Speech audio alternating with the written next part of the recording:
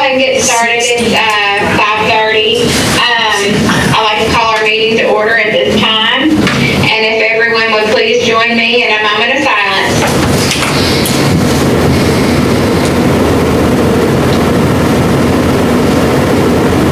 Thank you. If everyone would now please stand and join me for a pledge of allegiance. I pledge allegiance to the flag of the United States of America and to the republic for which it stands, one nation, under God, indivisible, with liberty and justice for all. Thank you all. You may be seated. At this time, we are down to approving our agenda. And we do have an item to amend. And I would like to make a motion to amend the agenda to change item D, which is to accept a bid for geotechnical explorations for the Muhlenberg County High School Auxiliary Gym Project. We need to include this to say and early childhood center. Second. Do I have a second? Second by Mr. Johar. Any other additions? All right, I need a motion to approve the amended agenda. So moved. Second. Second by Ms. John. All in favor of approving the amended agenda, please say aye. Aye. Aye. All opposed? I hear none. We are down now to our recognitions of Ms. Embry.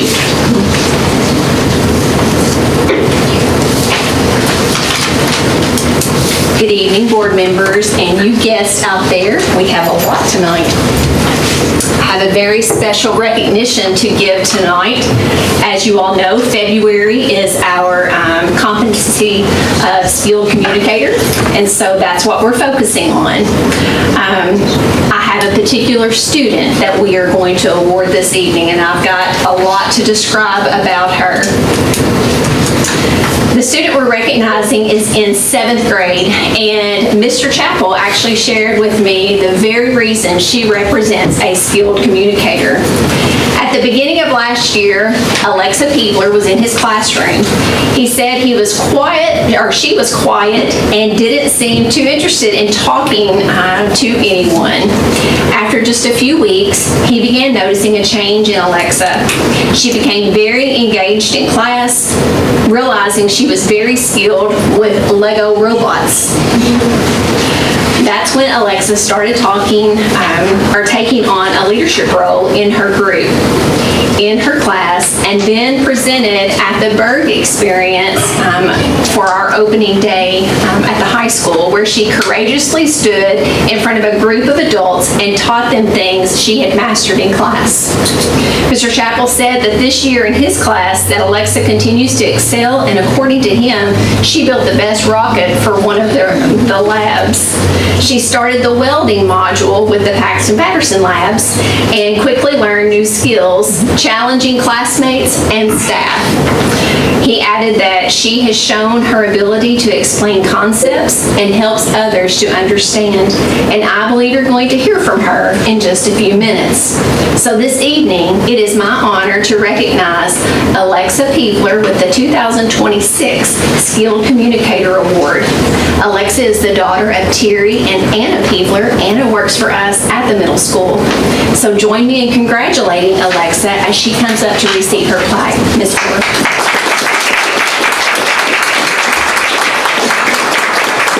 I believe Alexa has a fan club with her. I think so. She should. Yes.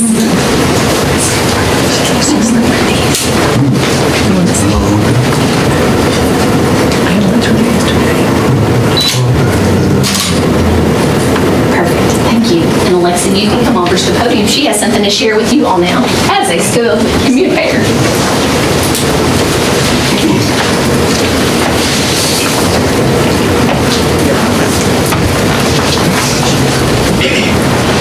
Esteemed board members, hello, my name is Alexa Peebler. I'm 13 years old and in the 7th grade.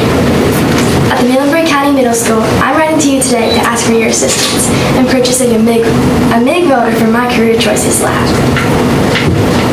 When I began my middle school career, I was very nervous. A new school, a new teacher, harder subjects, and matter than I was previously used to. During my 6th grade orientation, I learned that I would be in STEM class. I had never done anything STEM related before, but when I went to class over that first week, I became very excited and realized that not only did I enjoy the class, but I was excellent at it. After completing the 9 weeks, my confidence was steadily growing. I was invited to be a student teacher during the next 9 weeks. I would be helping my peers learn and understand the materials from a kid's perspective. Not only did this help me continue to learn the subject matter, but I believe that hearing this lesson from someone their age would help the other kids understand as well. Fast forward to the beginning of 7th grade. I was able to start the 9 weeks out with my favorite class and favorite teacher, Mr. Chapel. Much to my pleasure, the class had changed. We had tons of new modules to learn from. We began rotating through each module. I enjoyed every one and I was able to do. For example, my rocket was the furthest one to go. We built and launched them as well. As much as I enjoyed each module, as soon as I got to the welding simulator, I was ecstatic. You see, my dad makes a living traveling and welding. I was very excited to share this with him for the first time. I put on the simulator, I scored a 95 out of 100. My first try, I was hooked. I began challenging myself to do better. I began challenging others to friendly competitions, students and adults all alike. Before the ribbon cutting for a new STEM program, I reached out from the encouragement from my teacher, Mr. Chappell, and the challenge the governor's assistant, former Kentucky State Representative Martha Jane Key, to a competition. To my surprise, she emailed me back immediately and told me it was on. She warned me her husband was a welder. She thought she'd do very well. But the day the ribbon cutting came around, I did not only beat Mr. King, but I taught the anchor of our local radio station to use the simulator as well. I tell you all this because I hope you understand that the quiet, nervous girl I was at the beginning of 6th grade was gone. My confidence was through the roof, and it spilled over into every aspect of my life. All because this one little girl learned how to weld and absolutely crushed it. At this time of my middle school career, I've maxed out the simulator, as many of my peers as well. As much as the simulator has taught me, at the end of the day, it's not a real-life experience. Having a real welder at school would open so many doors for students and who would eventually follow in a career, skilled trades versus college. Having a welder empowers young little girls like myself to step out of their comfort zone and learn something that is mostly a male field career field. I believe that STEM and welding have greatly improved my middle school experience. I hope by hearing my story you can see how much of having a real welder would benefit to the school, my peers, and myself. Thank you for your time and consideration.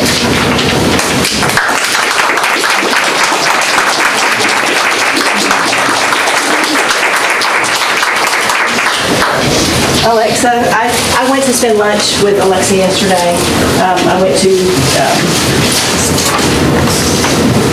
what did I do yesterday? I'm so blown away. DOL, Defensive Learning. I went to Defensive Learning yesterday and was blown away by the students and and what they've learned and how they present themselves. And of course, the career labs that we went to look at earlier in the year, they're so important. They give kids an opportunity to look at things that they never thought they'd get into. As parents, as you know, this has been eye-opening for us as well as the students. So, as I said, yesterday I went to spend lunch with Alexa, and I got her some shirts to give her tonight. Here's one. It says, "This girl melts metal." And this one, "I know I weld like a girl. Try to keep up."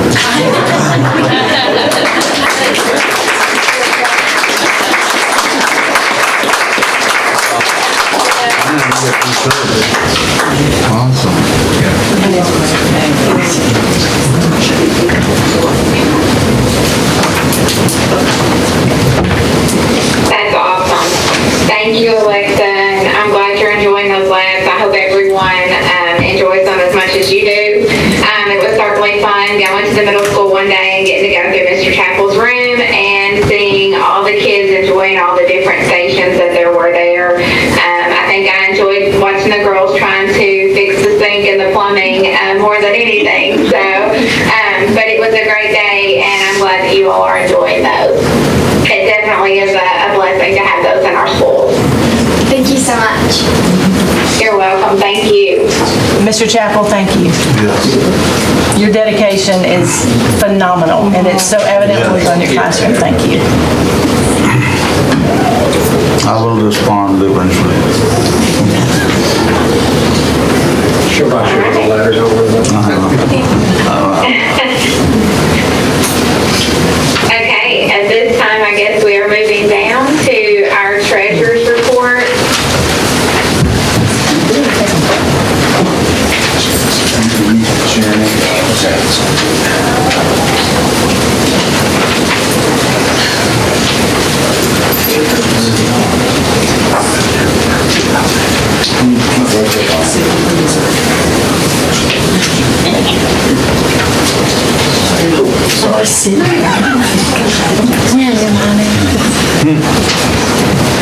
I'll tell you what, when I ask my Alexa something at home, it never gives me the right answer, so she did a very good job. Yes, she did. Before I begin tonight, I want to take this opportunity to introduce my replacement. Preston Browning will be taking my place effective March 1st. I think he's a very capable and very good. I mean, we've talked a lot, and he knows a lot of things that I didn't even know, so I'm really excited about it, and I think it's going to help out our district tremendously. He's meshed very well with the team, so I'm glad for that as well. Preston graduated from Muhlenberg County High School in 2012. He has family here, so Melody Browning was his mother, Jimmy Browning was his father. His wife, Grace, works at Greenville Elementary School. She's a special education teacher, so she's doing very good work there as well. He was with Todd County for 5 years, and so he brings that experience to our district. So, Welcome. good to be here.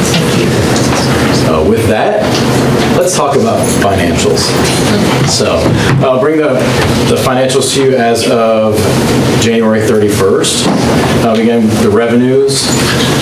This month, we had about $11.64 million in revenues. This is largely due to we received our TVA funds. The TVA funds are $7.3 million, which is down about $900,000 from last year. If you recall, we got about $8.2 million. So that just kind of just illustrates the fact that it fluctuates greatly, and that's based on the sales and the assets. Fortunately, the assets, even though they've torn stuff down out there, we will continue to get the full amount, they tell me, until that last thing comes down. So that last thing is the generator housing, if you all remember that. So SEEK remains unchanged. Federal was down about $10,000. Our state funds were up $51,000. Taxes, while still at $1.57 million, are down $4.7 from the previous month. And other is up $13 million, and food service is down $60,000. The monthly receipts are up $2.6 million from last month and down $300,000 from the same period last year. So even though TVA went down significantly, we still had other revenues that made up for that difference. On the expenditure side, we had about $1.84 million in accounts payable, $3.1 million in payroll, for a total expense of about $4.96 million. The accounts payable is down $592,000 when compared to the same period of last year. This is mainly in debt service and food service.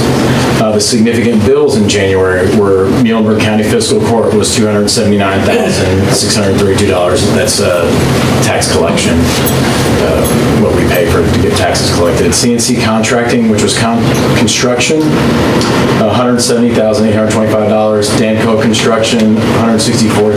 $1,667.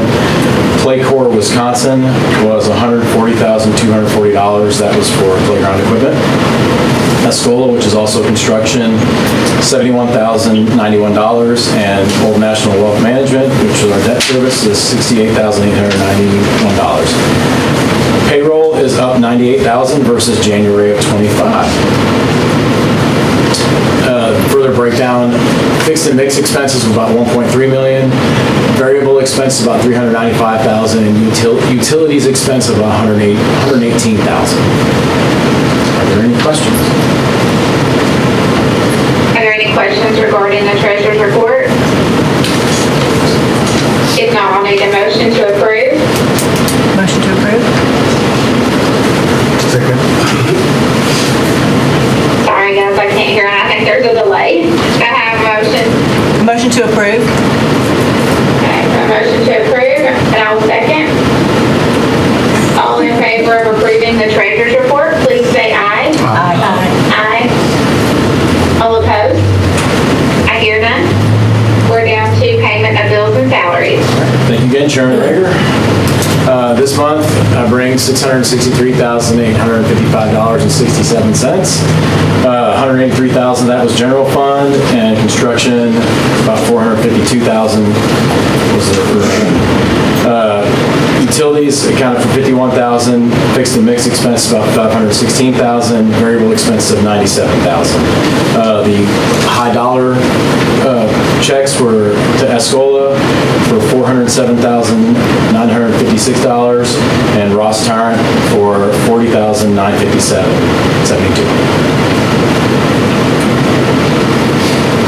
Thank you. Any questions on bills and salaries? If not, I'll need a motion to approve. Motion. Second. Motion by Mr. Johar, second by Ms. Yonah. All in favor of approving payment of bills and salaries, please say aye. Aye. All opposed? I hear none. And we are down now to public participation. We have none. Okay, thank you. And now we're down to our administrative report, and we're going to start with our superintendent report with Ms. Orr. Okay, before I move into some of the items I have, I just want to take a moment, Eric, to say thank you to you as a new superintendent coming in, not having any clue of what I was getting myself into. You were a tremendous help for me, and you will definitely be missed. So thank you for the years of service that you've given to our district and I feel like the financial position that our district is in at this point. So thank you for that. Okay, so then let's see. Scott Blake in Central City. I'll let you give your presentation.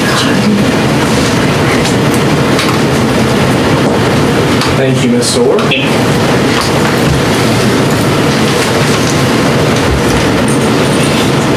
Thank you for allowing me to present Chairman Rager, board members, Ms. Orr, as well as future Superintendent Doss. I'm excited for your position here. I'm going to share some things going on at Central City Elementary. Our theme this year is Where the Magic Happens. We took a Disney theme this year, so that is printed on all of our shirts. And it's been a really positive year so far, so let's look at some of the highlights, starting all the way back in August. So this is our staff picture. It's covering me up, which is unfortunate. But that is our staff picture to start this school year. That's okay, you don't have to move it. Who's that? There you go. No, is that? Oh, it was perfect, yeah, that was the right decision. Oh, you were trying to show your shorts? Your shorty shorts. Huh? Listen, we're not here to talk about It's not 7.5 inches, it's supposed to be 9.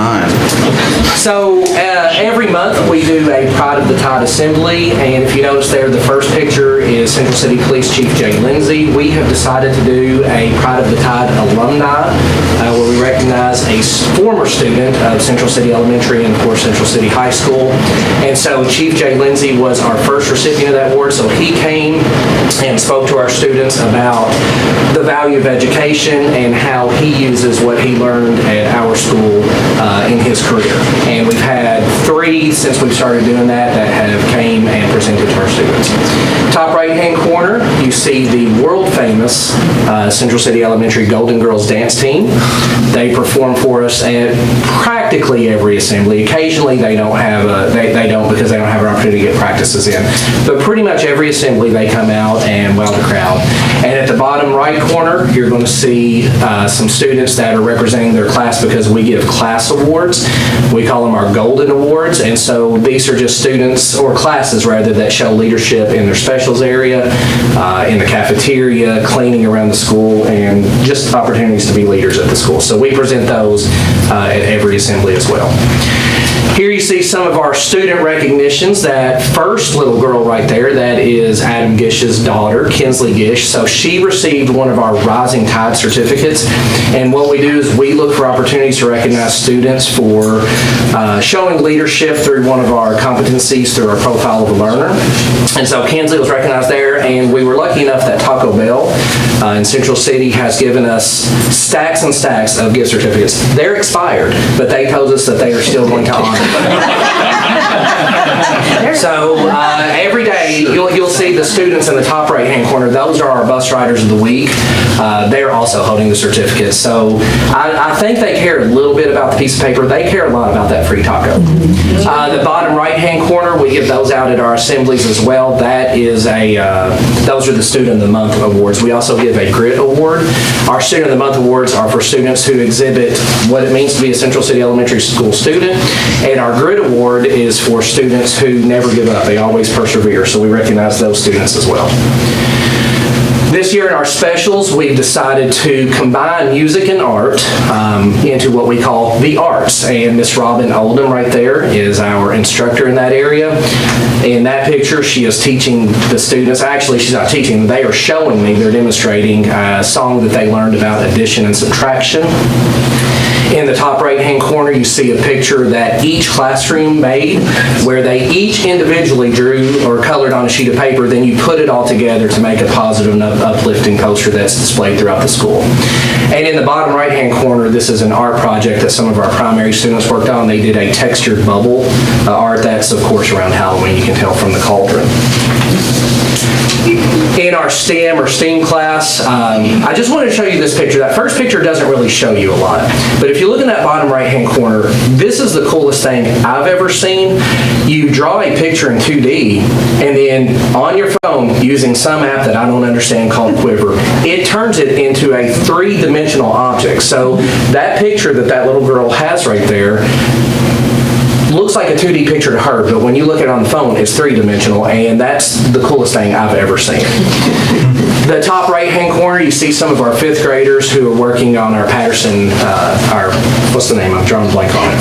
Paxson, thank you. Our Paxson Patterson labs, they're doing some, basically they're doing blood drawing is what they're doing, and they're talking about things like cross-contamination and measurement and things like that. So love having those Paxson Patterson labs. Here are some of our after-school club activities that we do. One of our more popular clubs, well, we've already talked about our Golden Girls dance team. That's one of our clubs, and that is the most popular club that we have. Our cooking club was so popular this year, we actually had to make two cooking clubs. So you see one of them right there. They're making some grilled cheese sandwiches, teaching students how to make simple snacks and meals after school. In the top right-hand corner, that is a board game club. And then in the bottom right-hand corner, you see some of our boys who are in our Lego club. Halloween is a big deal at every school. Central City Elementary is no different. That first picture there, those are three of our winning costumes. That skeleton costume was one of the coolest things I've ever seen. The little girl on the right-hand corner was Ariel being pushed around on one of our flat carts. Her mom was at the school working on that for about 4 hours on October 30th. You see some of our grade level winners. We give a first, second, and third place to every grade level, and then we call the winners out to recognize our overall winners as well. And in the bottom right corner, you see some of our staff members who represented as well.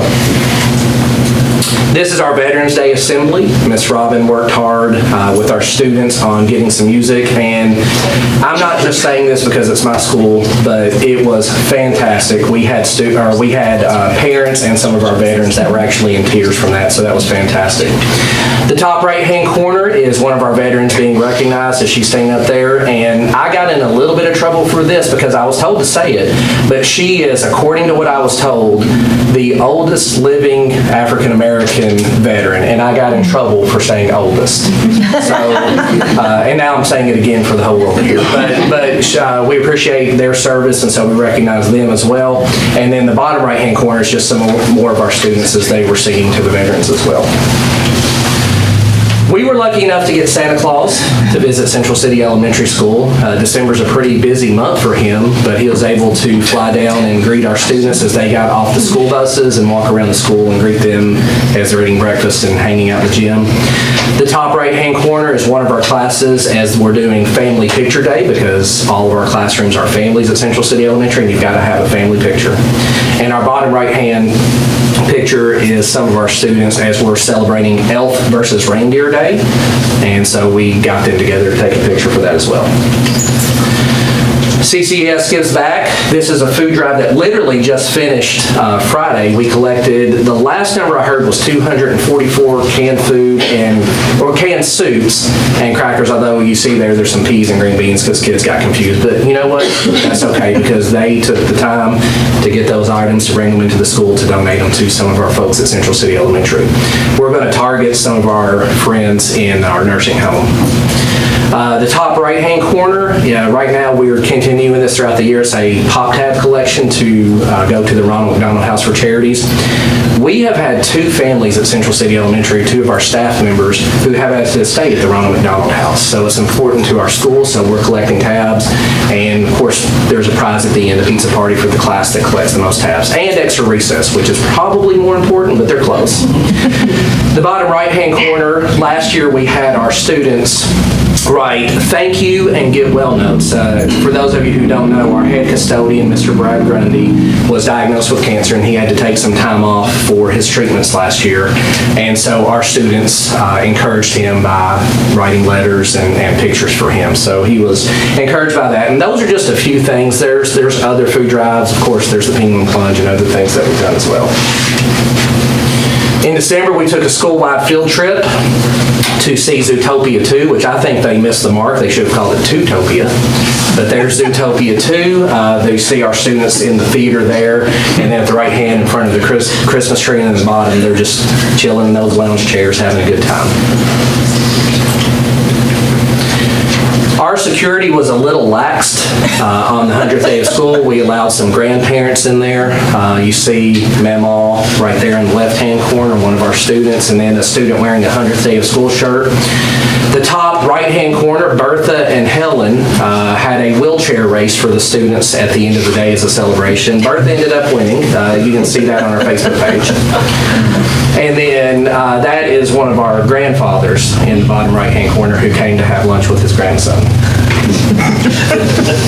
We're excited about our outdoor classroom. This has been a goal since I've been principal at Central City Elementary to have enough funding to support an outdoor classroom. There you see two of our parent volunteers out there who just happen to work in that field and have a lot of expertise in that area and donated their time to frame up and pour concrete for us and take care of that.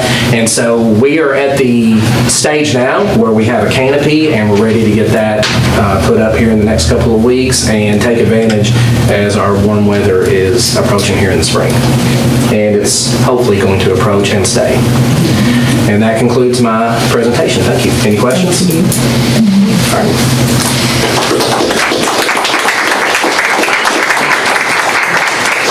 Mr. Calso, is he a comedian all day, every day? Yeah. Now you know what I deal with. I do. All right, so the next thing I'd like to do is to introduce someone. We have a different person setting up here with us. We have an addition to our board for the rest of this school year. This is Miss Kate Doss. If you remember, just recently our board voted to add a student member to our Board of Education, and so she applied and was selected by the board to fill this role. She's a senior at our high school. So I asked her to be ready to share with us and with you all why she wanted to fill this role. So. I just feel like our students at our school really need to be heard, and I feel like it feels more special coming from someone their age that can connect, and I can be there and inform everyone on like new things that y'all are talking about and things that we're working on here. Thank you. She doesn't know this, but she also will have the opportunity to share with our board of anything that she's hearing in the schools from students. So she'll be their voice to us. So she'll have that opportunity during the meeting as well. Okay, so then the last thing we have is just an update from our architect. Chris Gibson, do you want to share? Just wanted to give a brief update on a few things. We're going to talk more about the Aux Gym and early childhood here in a minute, but trigger happy here. Let's see here. I just wanted to start talking about the district facilities plan, just kind of get an update where we're at on that. So we had the second LPC meeting on Tuesday night, presented a draft DFP, got some feedback from the LPC committee.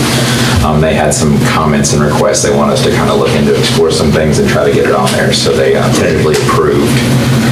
Pending the changes, we talked about the meeting, us submitting a draft DFP to KDE for approval. So one big thing on that, is obviously getting the early childhood center kind of on that and approved. So that kind of is going to really dictate that schedule for that. But I think right now they're kind of moving simultaneously, that it's all going to work out really well. But when we submit it to KDE, we're at the mercy of KDE. Sometimes it's really fast, sometimes it's really slow. But usually we kind of give them a heads up it's coming, and they kind of work with us, and we can kind of work through the process. So once we submit that to them, they'll come back with some comments. They always come back with comments. There's never not comments, but usually they're pretty minor about formatting and stuff like that. They might question our math or how we look at something, but it's usually a pretty painless process. And then we bring that back to the LPC, show the comments, kind of get them to approve the edits based on the comments, and then, eventually after the process, it comes to the board for approval. That's where we're at on that one. Talk about the Aux Gym here. So today we're presenting the design development approval to you. So that's where we're at in that stage. So after tonight, we would, pending approval, we'd move into construction documents. Look to bring construction documents to you guys in the April board meeting. At that time, also get approval to go out to bid. So if that all works out, timeline and stuff, we would hope to see construction start in the summer. And then for the early childhood center, like I said, we're kind of having to move that along, kind of play within the rules of KDE because it's not on the current DFP. So it has to be on the DFP for us to really kind of make it a project, but we found a mechanism to kind of do that work and kind of move it along. So that's where we're at right now. We've been working with the early childhood director here in the county and Ms. Orr, and have produced a schematic design we're going to share with you guys tonight. So if provided you can kind of keep moving that along, we would come in April with a design development package for approval with that as well. So really can't initiate a DG1 on that right now because it's not really a project on the DFP, so we're kind of slow rolling that as we go. But we can approve those all one time or as we need to get there. But that's kind of a general update. We'll share the other stuff in a minute. Do you guys have any questions on the update? All right. Thank you. Thank you. Thank you.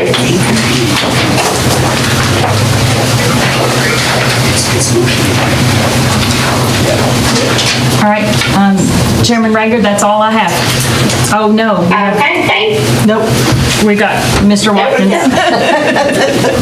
We do it every time. Sorry, Alex. I get forget about a lot. Chairman Rager, board members, month 6, attendance and enrollment went from January 15th to February the 12th. Enrollment is down to 4,084. Our attendance percentage is 93.2%. Our elementary leader for the month was Greenwell Elementary, I believe for the first time this year, at 94.36%, and the high school was at 93.18%. I do want to kind of look at our attendance percentage again, it keeps going up. That's the highest it's been in 3 months. And I went back and looked at last year, month 6, we were at 89.5%, so almost 4% that we've gone up since month 6 from last year. So that's good to see. Of course, we all know that our enrollment is kind of continuing to be a problem, and we're working on things to try to improve that. So that is month 6 attendance and enrollment report. Okay. All right, thank you.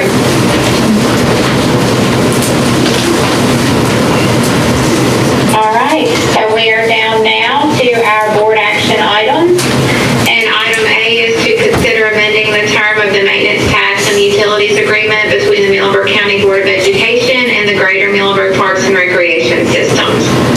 Mr. Blitzinger. Thank you, Chairman Rager. This is to amend basically we're asking to extend the term of this agreement.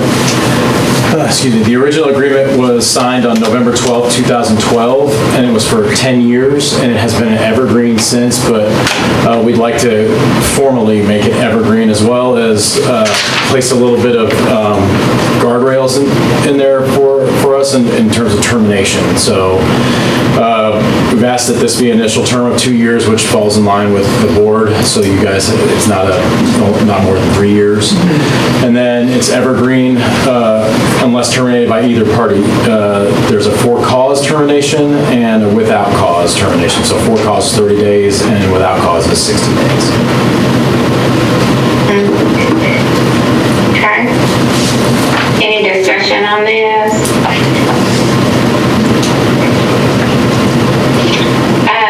There's a lot of moving parts with this agreement, and I know with it being so long ago that it was initially put into action, I really truly feel like with as many things as there are on this that we should best discuss it further in a work session. Like I said, there's just so many different areas to talk about under this that I'm going to vote to table this and discuss it further in a work session.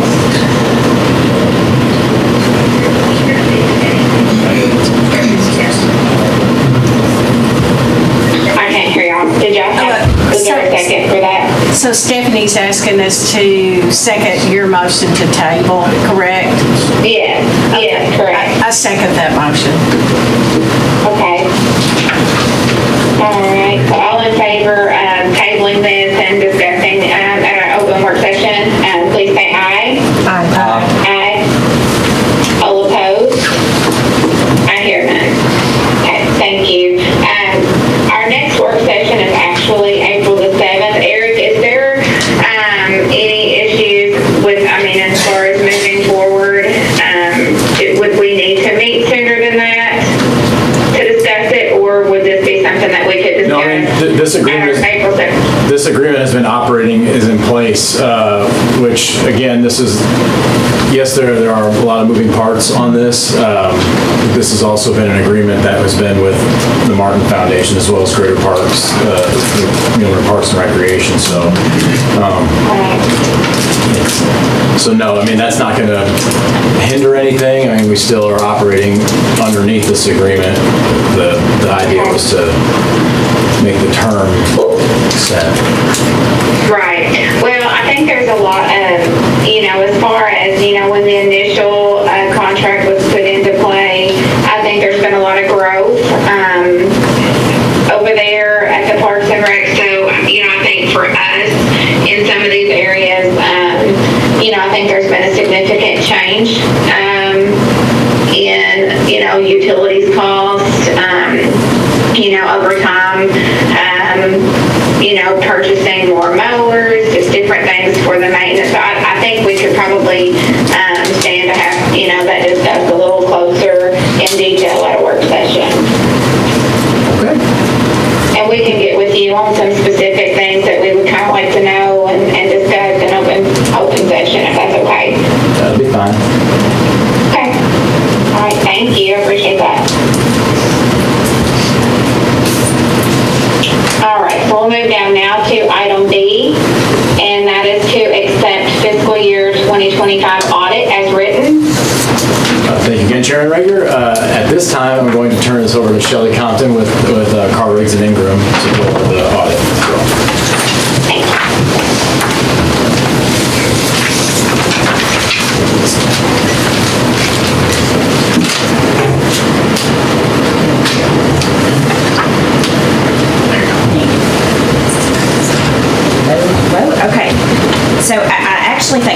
first time I've been here with you guys.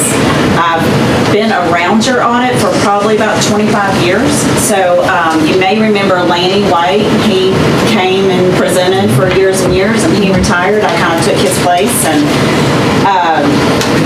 Andrew Tolbert has been your auditor in charge for many, many years. And I think Eric will say he loves Andrew. He knows his stuff. He's a senior manager with us. And so he's been on your account for many years. And I just told Andrew, I'll take it tonight. I'll come and do this tonight.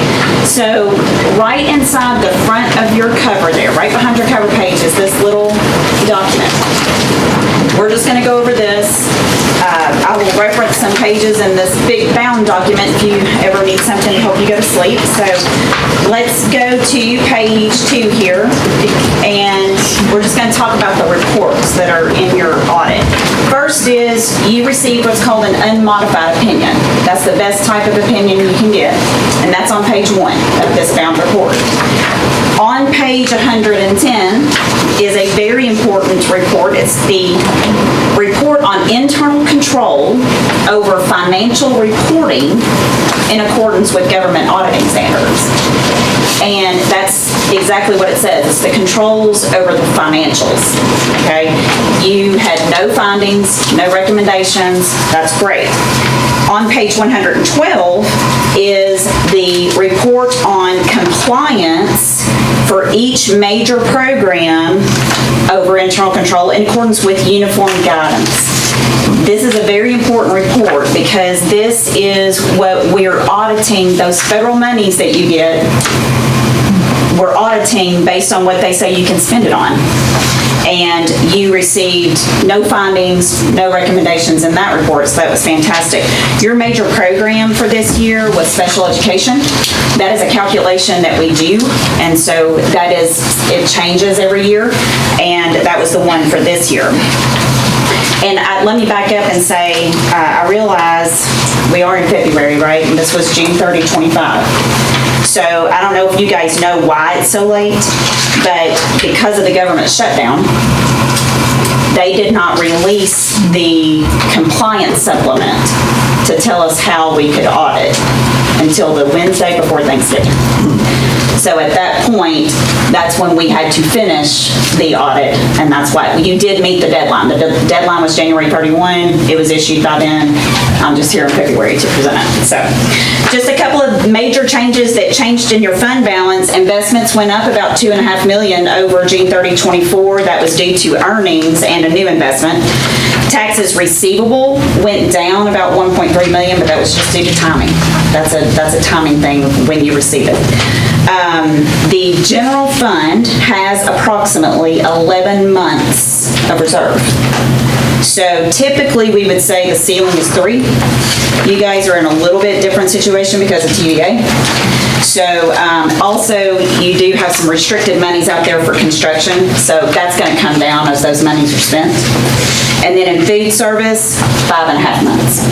So excellent there. Okay, next page. Looking at those general fund revenues, it's up about $2 million over June 30, 24 for a total of $55 million. You'll see that the local revenue, all of these are really comparable, but local revenue down just a little bit due to franchise tax. The state revenue is up about $2.5 million, and that's due to SEEK and on behalfs. And on behalf monies that you receive will be spent. It is a zero effect on your financial statements. Anything you get, you're going to spend. Okay. Next page is on those general fund expenditures. This is up about $4.1 million over prior year for a total of $53 million. Again, everything here is very comparable to prior years. The plant operations, you'll see it went from 13% to 16%. That's up about $2.4 million. That was due to the roofing repairs, the middle school parking lot, and new lockers. Okay. Next page is your general fund balance.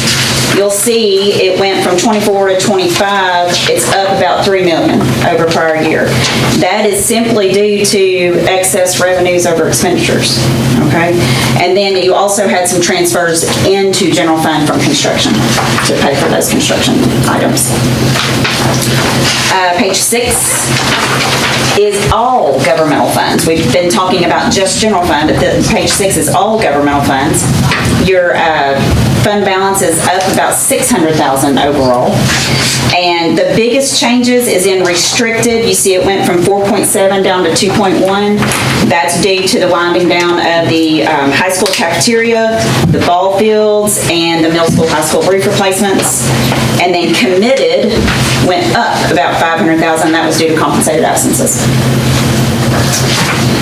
On the next page is food service. Food service net position went down about $200,000. This had a little bit of change. Daycare fees went down about $250,000 over June 30, 2020.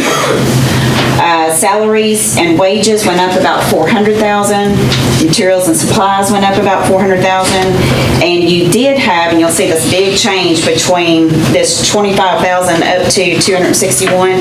That's the net investment in capital assets. That's where you purchased that equipment that went into the cafeteria, new cafeteria. All right. Next page is an actual footnote that's in this bound document. In the document, it's page 49. This shows the activity. It's called a roll forward. We start with the beginning balance of your fixed assets, additions, retirements, deletions to ending balance. You'll see that, you see this 7.8 million under retirements for CIP? We'll look right below it in the column to the left, see that same number, 7.8 million.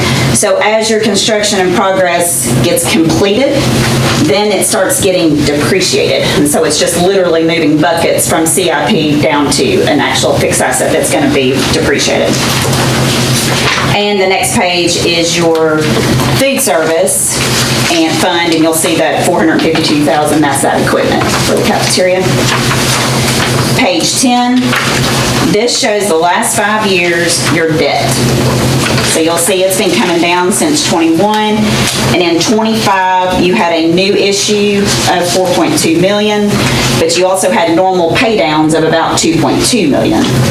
And for 2026, your normal pay downs are 2.2 million. So not much change there. Last page.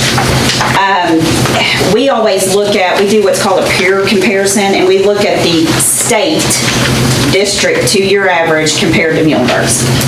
So that's what this graph is showing. The left is the state, the right is Muhlenberg. So you'll see that overall the state is around 67% for instructional expenditures. You guys are at 65, down just a hair. Very comparable. Plant operations, you're up 2.5%, but you're in the mode of construction right now, so that makes sense. And then your food service and other, your student transportation, all of that is comparable to what the state averages are. Okay. So from there, what I want to tell you is in this bound report, if you want to go there, you can. On page 118, this is the comments that we had. There were just a couple of Red Book comments from the schools on, you'll see there that, you know, Red Book is what they're following. We do a sample across all of the schools. At the high school, there was one of a couple of receipts where they lacked dual initials on a deposit slip. And then at Greenville, there was one of 3 receipts that wasn't deposited timely. So on the next page, 119, that's their responses to that. And so they've already engaged in either additional training or reminding to follow those Red Book rules. Then page 120 starts what's called our required communications, what we have to give you all. It talks about your responsibilities, our responsibilities, significant estimates, significant adjustments that's in your financials. So if you go over to page 127, these are the estimates that are in your financial statements. So compensated absences, that's an estimate. You don't know for sure when they're going to take it or if they're going to take it. Then you've got pension and OPEB, your investments. Those are at fair market value, so that's an estimate. And then depreciation. So, page 129, these are the adjustments that we made for your financials. The big one at the top, that's just an adjustment for on behalfs. So again, zero effect on the financials. And lastly, page 131, these are what's called the past adjustments. And in an audit, there's a level of materiality. There's a portion of stuff that we don't care about if it's wrong. There's a stuff that we have to book, which was those are adjustments that we just talked about. And on this page, that's that stuff in between. So as long as it doesn't individually or collectively make it material, we can pass on it. Typically, they're timing adjustments, and these adjustments right here, y'all have them the same thing every year. So that is it from me. I want to thank Eric and his team. They do an excellent job. Ms. Orr, excellent job. And you all for allowing us to be of service. So, any questions? After I read it, I may have some. Absolutely. You reach out. I love it when I get questions. Thank you. You're very welcome. All right, thank you. Are there any questions? If not, I need a motion to accept the audit as written. So moved. Mr. Porter, I got a motion. Second. Second, Mr. Dorr. All in favor of accepting the fiscal year 2025 audit as written, please say aye. Aye. All opposed? I hear none. Item C is the approval of SBDM allocations for fiscal year 2027. Thank you, Chairman Rager, board members. Again, as we come to you every year, we adjust the allocations based on the ADA of the schools, and presented before you is what we've calculated for each school. And we've at 110 per student.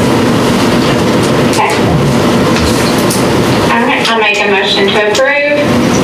Second. Second by Ms. Bard. Yes. Yeah. Okay, thanks. All in favor of approving the SBDM allocations for the fiscal year 2027, please say aye. Aye. Aye. All opposed? I hear none. Item D is to accept bid for geotechnical explorations for the Muhlenberg County High School Auxiliary Gym Project and Early Childhood Center. Stephanie, I'm gonna stop one second. I'm gonna bogart my time really quick. I'm gonna take over for 1 second. Okay. All right. Okay. This is me and my last meeting, and my wife and I are leaving for Lexington because the boys are swimming in the state swim meet, and we are extremely proud of them, and so we want to be there for them. I want to thank you, because even though I'm taking over, I want to thank you for giving me the chance to say something today. As I get ready to leave after nearly 12 years here, it's been I mean, I'll be honest, I wrote it down, but I'm feeling, it's a lot of emotions. It's bittersweet. I have loved and hated my time that I've had here. There have been days when I've been elated. I'm telling you, this school year has been the best I've had since I've been in this district. It's been wonderful. It's more than I expected, you know? So when I started, it wasn't exactly smooth sailing. Some of you were on the board at that point in time. It took a little bit of time to find my footing, and with everyone's support, and I appreciate everyone's patience with the administration, staff, all the teachers, everyone that in the beginning, we know it was rough. Some of you were at that board meeting. So it was hard. I'm proud to say that, this place has really become home to me, and it's going to be hard to walk out that door. I'm proud to say that I feel like I'm leaving the district a little bit better than I found it. I really firmly believe that. I'm grateful what I'm most grateful for is the trust that has been built up over this time. It's from our staff, our community, and from the board. And that doesn't just happen, it's built over time. And while I've worked hard to earn it, I know I couldn't have done it without all of you. I appreciate all of you guys that are sitting here. Again, I appreciate all of you. I appreciate the teachers, the staff, even the suggestions I received. I mean, I've got emails in the beginning about, hey, have you looked at this? Have you looked at this? And believe it or not, we did look at everything. We look at, we evaluated and said, yes, we can do this, or no, we can't do this. And so we did take a good hard look at what everyone suggested, and I believe a lot of things helped. And I've built a lot of relationships. They mean more to me than any title that I have could be. Many of you aren't colleagues, just colleagues, you're friends. You're friends, I appreciate all of you. I mean, I've coached with you, we stand on the side of a soccer field yelling at kids, encouraging them, Not yelling, encouraging. Encouraging with a spirited voice. So, I've been incredibly lucky. For the past 4 years, I've had the opportunity to work in the same district as my wife. That's been really cool. I've enjoyed that. Being able to share this work and community with her has been really special. And I've been able to watch my boys grow up in our schools. It's been really cool. Preston has young kids, so he's going to get to watch them grow up.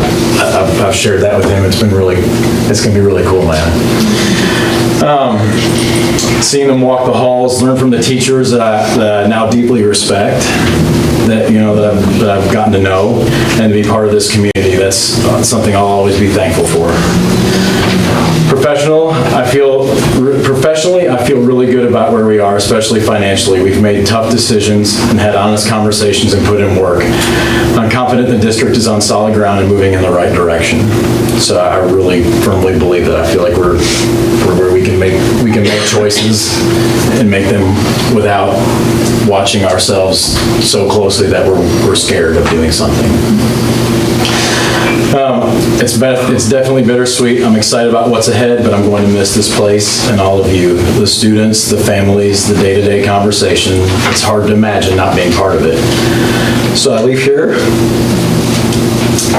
with a heart full of gratitude and appreciation for you guys. I thank you guys for the trust and support you've given me and the memories. It's been an honor to serve you all. Thank you.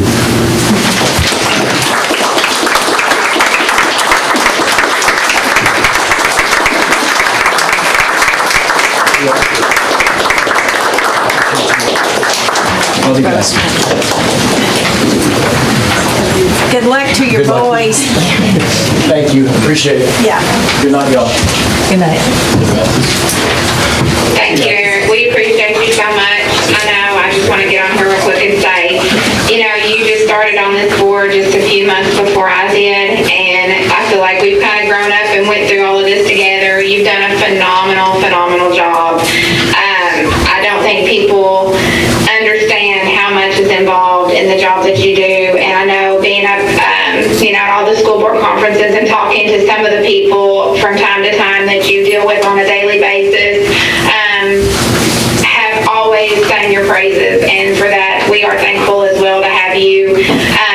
We wish you the very best on your new venture. I know you're going to do great wherever you're going, and whatever you're doing. It's always going to be a blessing to have you here with us, and I just want to say thank you from the bottom of my heart. You've been great to work with always, and we as well consider you family and friends. So I know Kara will probably miss you, but we'll take care of her, don't worry.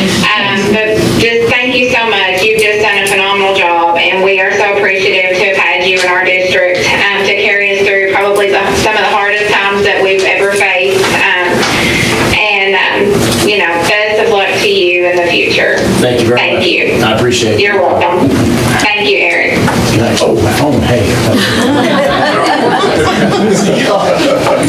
Halfway down the road, you're like, oh my God. I'm back.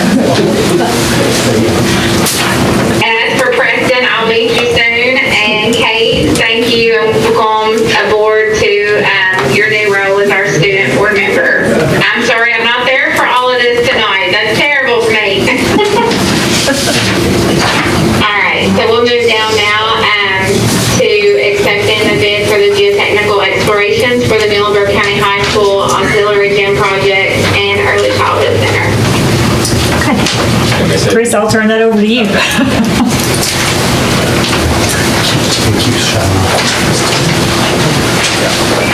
So as part of any construction, new addition, renovation that adds square footage to a building, that like the Kentucky Department of Education, like the housing building code people require us to do a geotechnical exploration, which essentially consists of drilling into the ground to see what the subsurface conditions are. That helps you understand what the ground is, what's the bearing capacity you need for your structure. It's not over-design and under-design. It's kind of a life safety thing. So what we did was solicited proposals from 4 different kind of proven and trusted partners that we've worked with a lot. So we sent 4 proposals, 3 responded, and the one we got was the lowest and the best schedule, UES. And then we made that amendment kind of based on the fact too that we thought, as part of this process, it's really hard to get a drill and get someone's attention to get somewhere right now. So it takes a lot of times to get a drill there. So we're like, why don't we go ahead and add something for the early childhood center while they're in town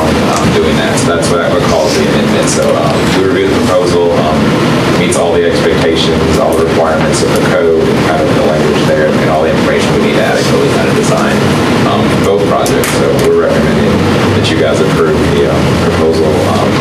We do want to recommend taking the utility locator service option. It's $1,900 on there, but that keeps them from drilling through a fiber line or drilling through a gas line or something. So it's money well spent. So I think that whole thing's about $24,000. I can answer any questions on that, but at the end of the day, it's a code required thing. So really no way we're getting it around. Can you explain a little bit more about what a geotechnical exploration is? Yeah. So what they have to do is they have to go out there and they drill into the ground and they start seeing the soil's condition. So they might see if you have a lean soil or a clay soil that's really, soft or wet or plasticity. They might see if you have rock down there. So it helps you decide your structural system of how it layers on it. So, sometimes you have to do really deep foundations. They go down there and barren rocks and shallow foundations where you spread out the weight a little bit and stuff. So it's really just a study of the subsurface conditions. Yeah, and the geotechnical engineer will write the report, review the report, and then he'll make recommendations to the design team. Based on these findings, we recommend this type of system or these type of systems. It also kind of gives us a little bit of a ahead of the game kind of knowledge from the documents on the bid. If we see some bad soil, we can build in allowances in the bid. As we start digging, we find unsuitable soil, we can have an allowance in the pool from without having to just automatically do a change over. It's kind of built in a security policy. So we do that a lot. And through construction, there'll be a special inspector that'll actually go out there testing it and stuff, testing the soil, rolling like a dump truck over it and make sure it passes through foam and stuff. It's really, it really is just stuff we can't see below ground and kind of lets us understand what's there. Thank you. Yeah. Thank you. Okay.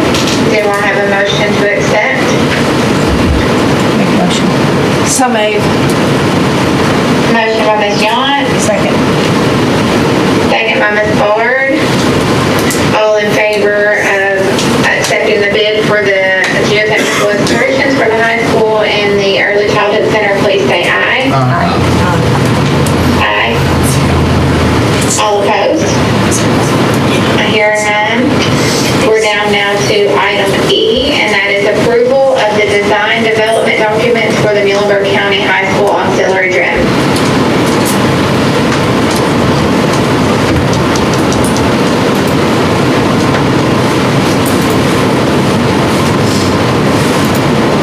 Just too fast. Okay. So the image on the screen is really just kind of a snapshot to kind of be a graphic to talk to.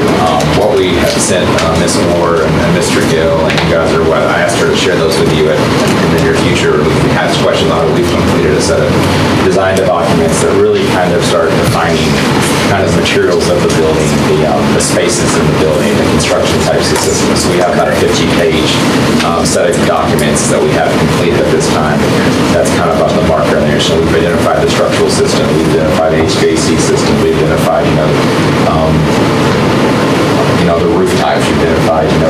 resources that are needed, working with the athletic director, principal at the high school, Ms. Moore and Mr. Gill.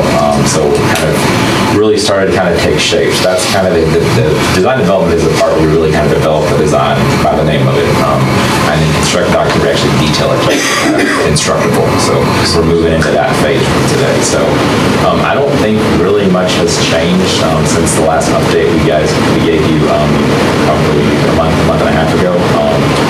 You know, we're developing, so I can zoom in here a little bit.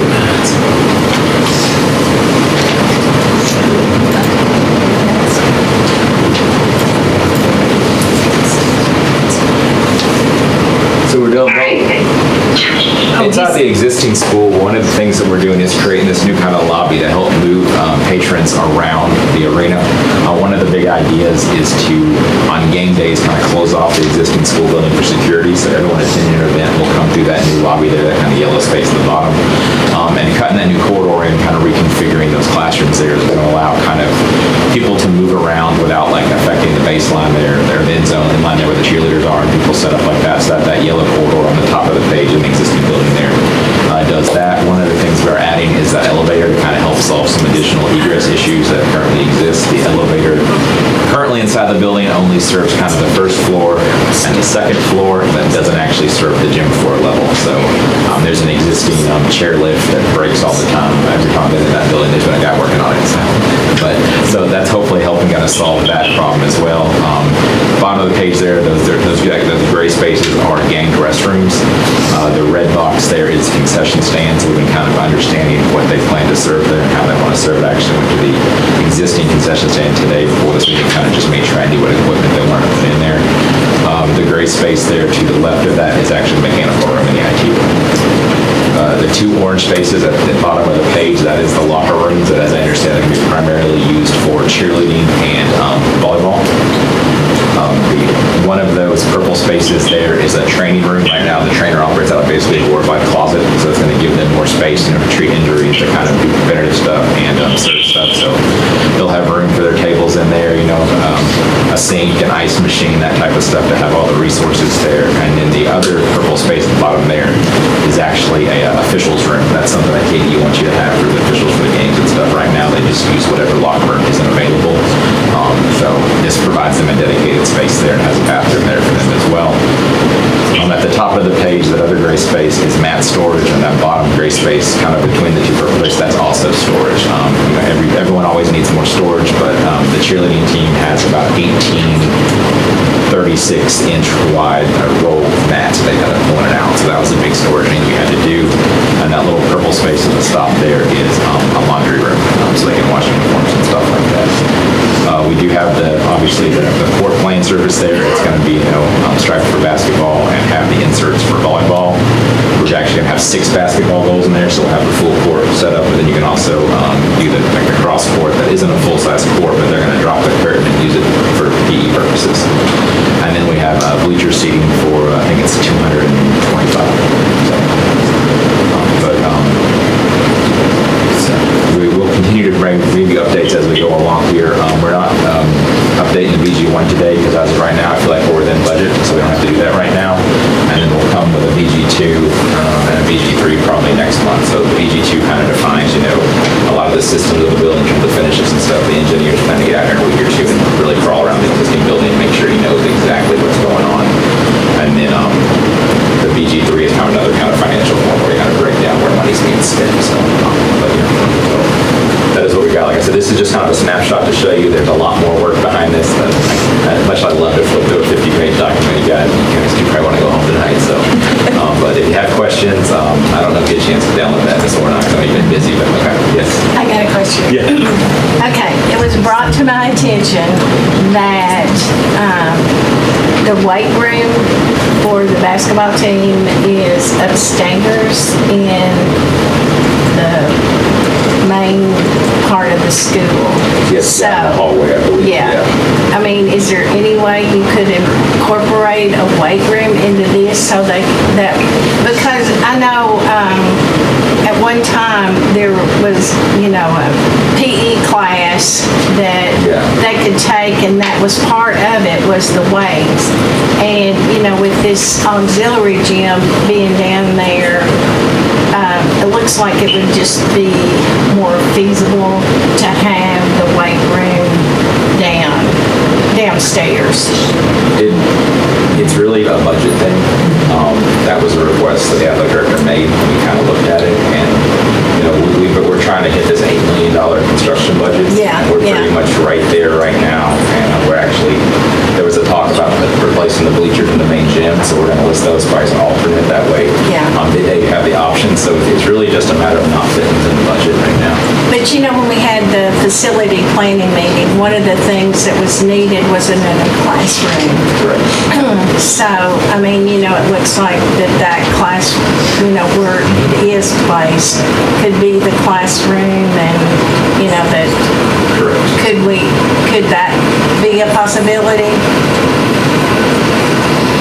Yes, we could regain those spaces to be classrooms, but that is possible. Yes, it could be. But what our struggle would be is finding so if that weight room, say, is at least 1,000 square feet. Kind of the quick math we do for construction is $425 a square foot. That's like another $4 million right there. To fit that out and the equipment to go in it. So that's kind of our struggle. I think it might be something we want to list on the DFP under one of those things that are listed under. I didn't even think about it till the other night when I saw this, and I thought, oh, I should have brought that up on. That's fine. Yeah. I think Tuesday kind of the north end of the building is a great place for that, and I keep telling my team, that's where the weight room addition will go. When it happens. But yeah, we didn't feel like trying to hit the budget, and we thought that was really important since trying to spread the money between both this and the Early Childhood Center. We kind of drew a line in the sand at $8 million what we need to spend on construction here. So, okay. But I just felt like I wanted to bring it up since it had been brought to my attention. So is it can we still get it in the facilities? Yes, we can still get it. Okay. Yes, Okay. Yeah. There was a talk about potentially taking those blue spaces there that are existing classrooms, making that a weight room, but that came back to need the classroom space. It's like they need those classroom space. All right. ROTC operates out of one of those right now too, and trying to find a home for them because it was kind of a shell game of Buga. Right. But yeah, we can definitely still add it. I think ideally it does want to be attached to here in this area. It makes a lot of sense, especially if people are going out to playing fields and then just the courts there and stuff. Yes, we understand there is a need. Yes. Oh, okay. Yep. Just wanted to know. Thank you so much. No problem. Any other discussion? Okay, if not, I need a motion to approve the design development documents for the auxiliary gym. So moved. Second. Motion by Ms. Yance, Second. second by Mr. Johar. All in favor of approving the design development, please say aye. Aye. All opposed? I hear none.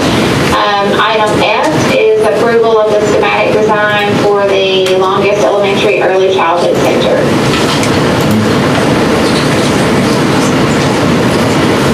So we're here to share with you kind of the schematic design and some of the school of thought, kind of how we got to the schematic design. So we've been working with Wendy with the early childhood program in the county and Ms. Orr and some of the other groups that I know work out of kind of the people that do the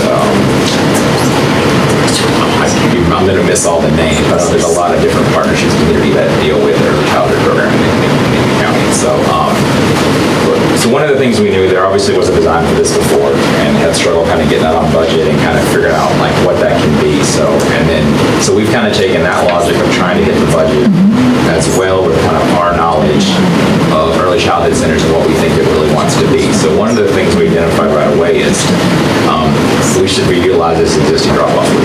It's already there, it's in pretty good shape, and it has a canopy. So that's a thing we thought could be a cost savings. The other thing is the last design had a new preschool playground included. And two things about it. Well, A, it costs more to build a new playground, and the second thing, we had some security concerns being in front of the school. We wanted to put that behind the school. And that kind of seems like that's kind of the playground zone. All the playgrounds are, everything is right there. As much as I'd love to see a new playground get built, playgrounds get to be really expensive. So we thought as a cost savings measure, we kind of put that, kind of keep it where it is and reuse that there. So that was the thing. And then we did two kind of strategic building additions, and I'll show you why we put one on the back this time. I know the last edition, the last consultant showed you an addition addition solely on the front, but we did it on the back for organizational purposes as well. So that is what we're going there. The other thing I wanted to show was something that we incorporated into the plan that we're really excited about, and we've seen it very successful in a lot of places, and we call it an extended learning area. So it's kind of this indoor street or neighborhood that's organized around the preschool classrooms that give the students and the teachers a breakout space, you know? So like if you know, little kids want to get up and move around and get out of their space, and there's certain activities that just don't fit in a classroom, and other things, or people get distracted, you know, so you can bring them out into this space, you know, you can do, this is a project we did at Clark County in Winchester there, so you know, they're playing a Hungry Hippos game there, you know, they had a guy come and give like a puppet show, you know, they use it for like open houses and trick-or-treat nights and stuff, so it was just a space that we thought was really important to kind of have that right outside the spaces, and it's something that as we shared it with the district, they got kind of excited about too, so that's something they're going to see on the plan here as well. Okay, so let me see if I can zoom in here a little bit. Okay. So one of the things that we did, we kind of created what we're calling kind of a neighborhood down here for all the pre-K and the like daycare classrooms. So the two hatched areas, you kind of see the diagonal line, those are our two additions. So one of the things we did was we did that addition out of the back to kind of group those four preschool air classrooms together. The purple spaces are all the support spaces there. So each of those is required to have a storage room and a restroom. We also have a staff restroom, you know, because that's different size fixtures. You know, little kid toilets are not what you want your staff to use. You don't want to mix that, so we have one of those there too. But that kind of light blue rectangle in the middle of that is actually our ELA area. So that kind of put those doors there, kind of like enclose that for safety and kind of keep them contained. But this provides also, the addition provides access to the playground. So that door on the left there, that addition will give direct access to the playground there. So the four kind of light blue are our classrooms. I think we will be, for planning purposes, we will be calling them all pre-K because there's some benefits to that in terms of how they're kind of built and the requirements of them. And to be honestly, it kind of is a pre-K. I mean, I think the daycare is still ages 3 and up, so that's still really kind of, you know, a preschool type environment. The purple space at the bottom down here is a resource room. So that's something we felt was needed after talking to the district and PD requires. But some of the logic by putting all this on this side of the building is too because they're borrowing and sharing services with the elementary school. You know, like the food, the cafeteria is going to come from there. It's my understanding the SRO is going to help kind of keep an eye on that. And some of the admin duties and stuff will kind of be shared with that. So by putting them as close as we can, we thought was a good move as well. The dark blue space here in the middle is a multi-purpose room. It is space they want to, you know, set up for parent events, presentations and stuff. And we see that as also being another kind of breakout space, another ELO type space for the students to use and stuff. Big storage room off that. There'll be like table and chair storage, I bet, things for events like that. We have included an office here for the SOAR program, and they have some storage for that as well. And then we kind of did an admin space here in the front and pulled some other admin spaces here. So that's like your workroom, your break room, offices for all the advocates, offices for all the programs. I don't remember all the names off my head, but there are a lot of partnerships in the district. Have a nice secure vestibule there as well. So let's see if I can zoom in on that for a second. So we have a secure vestibule here. You know, we kind of check in and go through the reception there and get to the main school. We also have some doors here to kind of close it out too. So, you know, people are welcomed in. They're still kind of contained. One of the things we've got a lot of feedback in the years is having this kind of small conference room and this restroom right off the vestibule. You know, you're dealing with little kids. You're dealing with parents. Maybe have other little kids that are waiting on to get into something or do something. And that conference room is right there. So if you have someone that needs to meet an advocate or meet like a counselor or meet somebody, you can slide that conference room real quick, have a quick meeting, or you can bring them all the way to the school, kind of do the whole secure zone there. So the other thing we have is home base. So the idea would be that trailer behind the school for a home base would disappear since it does occupy kind of, what am I trying to say? It just operates independently from a lot of the preschool programs. So we found a way to kind of bring them in using that back door, kind of the bus loop entry there, and kind of keep them kind of secure too and have their own little door there to get in. So it kind of still kind of has their kind of contained space. They also have a restroom and a storage area there and the mechanical room on the end of the building here. And then the gray spot is just the existing gym there that, you know, it's a great space. I mean, it needs a little bit of work to kind of get it back up, but we don't really see spending a lot of money there. It's kind of a space space that you're just lucky to have there and kind of use it there for after-school programs or whatever sort of other breakout events. So that is what our schematic design is right now. Next steps for us is obviously we got the geotechnical proposal. We talked about getting that. So we wanted to get a site survey done because there's not a good documentation of how it's been kind of left as kind of a battlefield, if you will. So we need to go out there and get that to kind of document some of the elevations and what's been kind of left. I'm excited to see this one move forward. Again, we're not process of ED1 right now because it's not really on the district village plan, so we're just kind of trying to keep it moving along. So as soon as that happens, we can kind of do any sort of approval really quick in a row and kind of get it on. But I mean, ideally, if it does kind of move along with the DFP process, I would think that construction can potentially start late summer. So that is what we have. Questions? Thank you. Any discussion on the design for longest? If not, I need a motion to approve. Make a motion to approve. Second. Is that Kim and Logan? Yes. Okay, thank you. All right, all in favor of approving the schematic design for longest early childhood center, please say aye. Aye. All opposed? I hear none. Thank you. We are down to item G, and that is Family Resource and Youth Service Center School District Assurance Certification fiscal year 26-28. Ms. Reed. Thank you, Chairman Rager. This is a formality. Every 2 years, our Family Resource and Youth Service Center has to fill out this ginormous state report called a continuation plan. And so this just gives you the assurances that they are staying in compliance. It is state funded, so they have to meet all kinds of requirements. And all of that's spelled out in the assurances page. I just need you to agree to that. I'll make a motion to approve. Second by Mr. Johar. All in favor of approving the Family Resource and Youth Service Center School District Assurance Certification, please say aye. Aye. Aye. All opposed? I hear none. We are down now to item H, and that is to approve service agreement with Alliance Interpreting Services. Ms. Henley? Good evening, hello. Hot in here.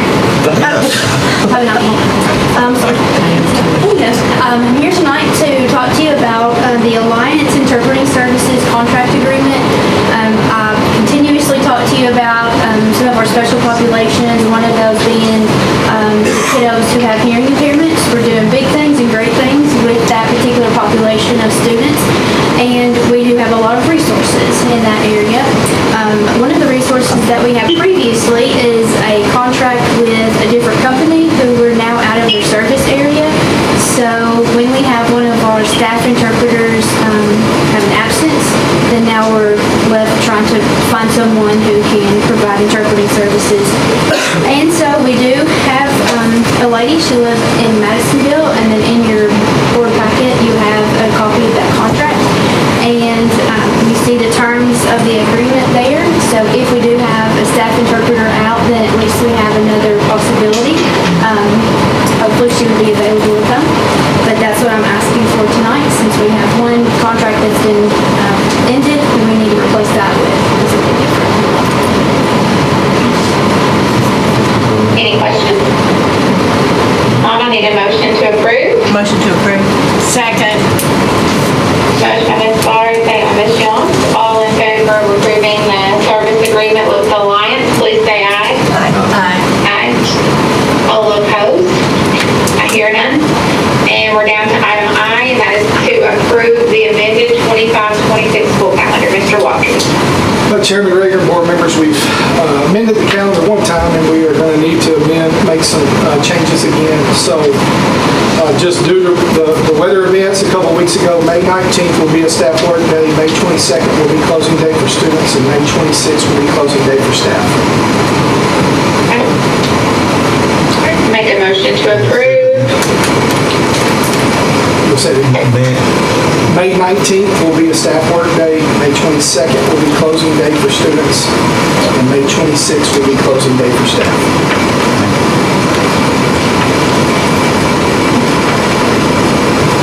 I make a motion to approve. Second. Second by Ms. Yount. All in favor of approving the amended school calendar, please say aye. Aye. Aye. All opposed? I hear none. And give me just a second because I just lost myself out of here. Sorry, guys.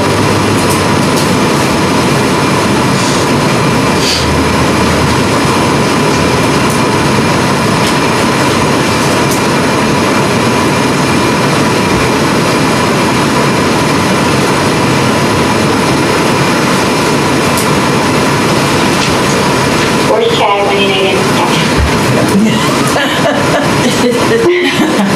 Chad said I'm right here.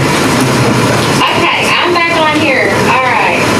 So we are down now to item J. I think it's this item that made me up, but anyway.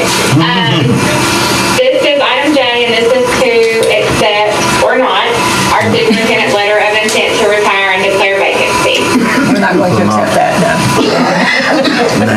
Next. I have a letter I'm going to read. Oh, you can? Yeah. Dear members of the Muhlenberg County Board of Education, I am writing to formally share my intent to retire from my position as superintendent of Muhlenberg County Schools, effective December 1st, 2026.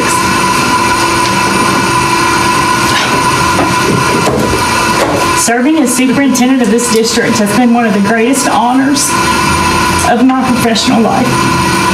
Muhlenberg County Schools holds a special place in my heart, and I am grateful for the trust you placed in me and for the opportunity to serve alongside such dedicated board members, staff, students, and community partners. Together, we have navigated challenges, celebrated successes, and remained focused on what matters most, doing what is best for students, and creating a learner-centered environment. I am proud of the work we have accomplished and deeply appreciative of the relationships built along the way. As I prepare for this next step, I am fully committed to supporting a smooth and thoughtful transition for the next superintendent.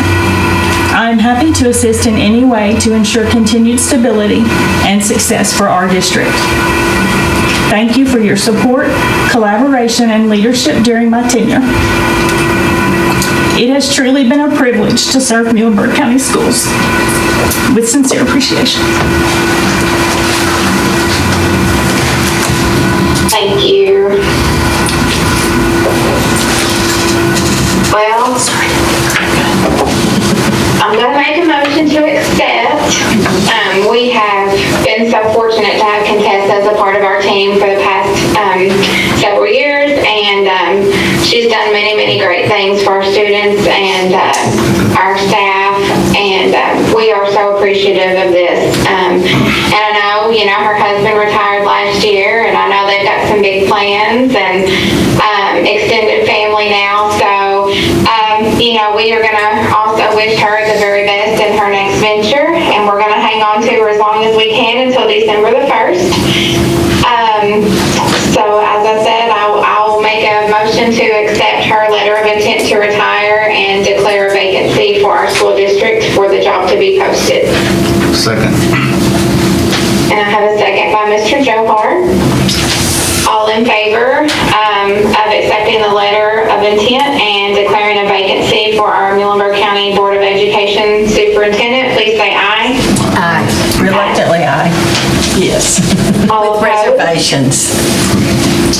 I hear none.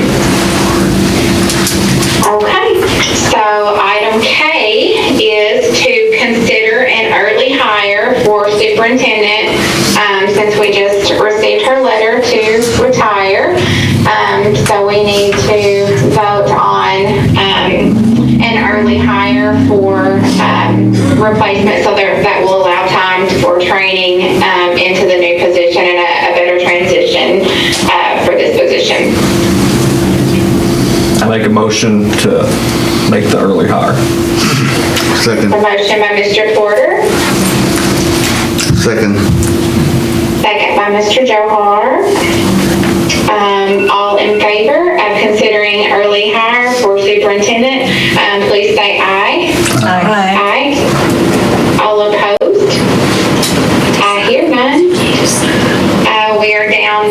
to considering the use of a professional search consultant or in-house selection process for the superintendent search. So as you know, in the past we have utilized KSBA to help with this. But for board policy 02.1, the Muhlenberg County Board of Education shall be responsible for deciding which avenue to use for the superintendent recruitment and appointment process. So at this time, I would like to recommend that we do an in-house selection process for board policy instead of utilizing KSBA as we have in the past. I make a motion for that.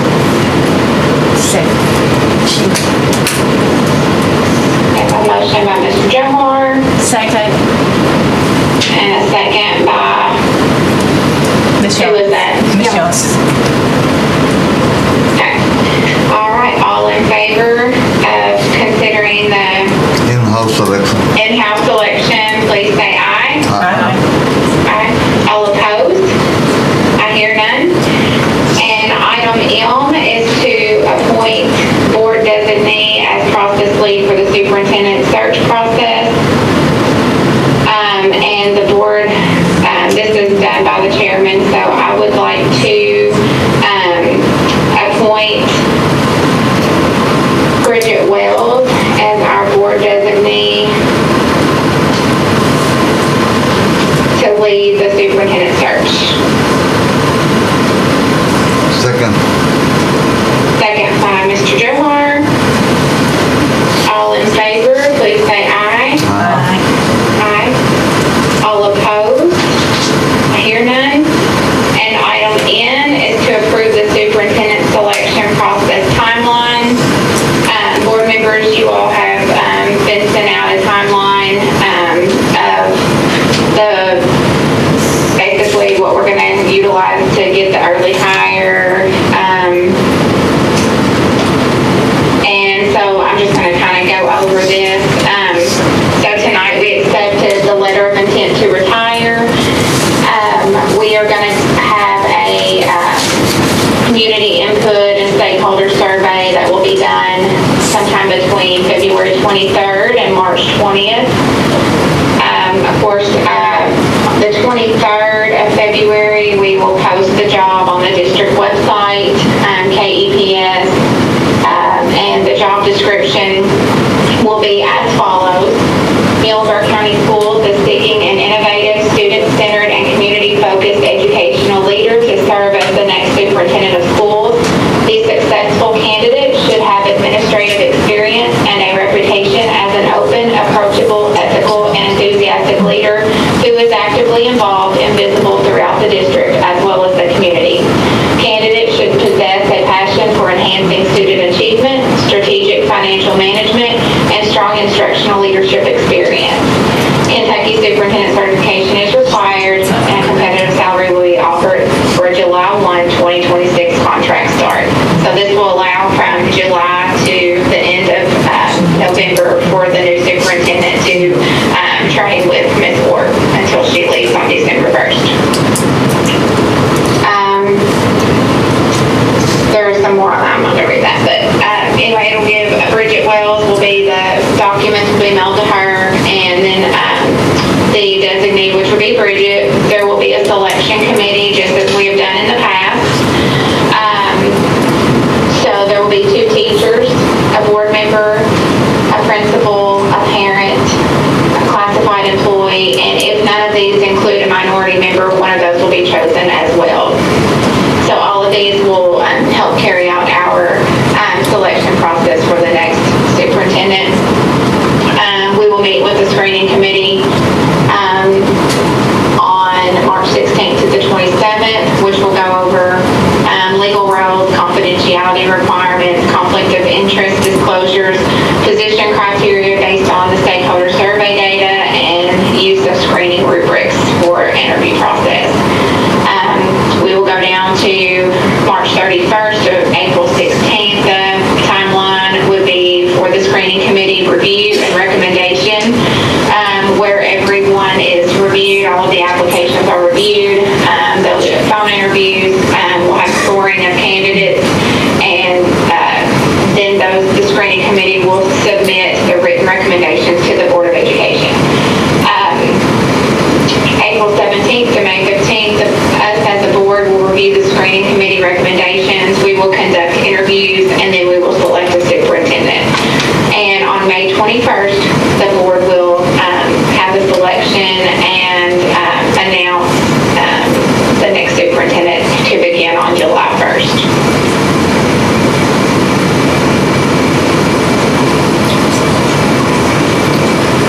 So, are there any questions in regards to that? If not, I will need a motion to approve the superintendent selection process timeline. So moved. Second. Motion by Ms. Jones, second by Mr. Porter. All in favor, please say aye. Aye. Aye. All opposed? I hear none. We are down now to our board consent agenda items. This is approval of the minutes of the prior board meeting. MCHS surplus of 2 Challenger lists, consider facilities use and field trip requests. Are there any questions regarding any of these items that were in our packet? If not, I need a motion to approve. Make a motion to approve. Second. Motion by Ms. Barr, second by Mr. Johar. All in favor of approving the board consent agenda items, please say aye. Aye. All opposed? I hear none, and we are down to adjourn. Make a motion to adjourn. Second.